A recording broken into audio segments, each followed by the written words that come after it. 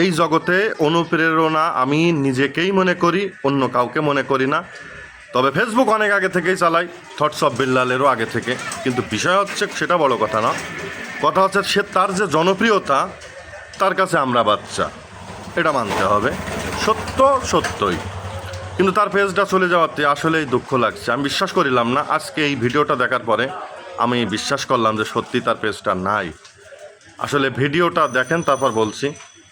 ভাই আমার প্রশ্ন, এতটা মানে একটা আইডিয়া আমাদের স্বপ্ন, সেটা যদি না থাকে কাছে কিছুক্ষণের জন্য হইলেও, এই টেনশনে মারা যাবো, আপনি এতটা রিল্যাক্সে কিভাবে আছেন?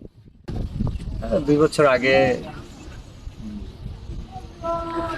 আমার কাছে পেজ ছিল না, আমার ফেসবুক আইডি ছিল না, আমি ফেসবুক ইউজই করতাম না। আমি রিল্যাক্স আছি।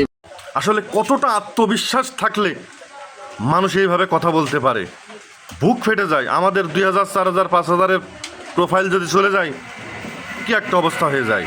আপনার 3.5 মিলিয়নে ফলোয়ারের পেজ নাই।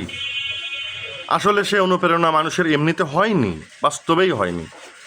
তার মগজে আল্লাহ কিন্তু কিছু দিয়েছে, মেধা আছে তার, এটা স্বীকার করতেই হয়। সে সত্যিকারেরই অনেক কন্টেন্ট ক্রিয়েটরের অনুপ্রেরণা।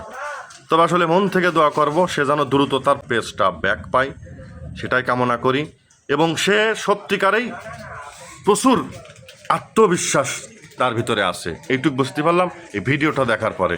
তো মন থেকে চাইবো আল্লাহ তাআলা তার পেজটা ব্যাক করায় দিক। ভালো থাকবেন সবাই।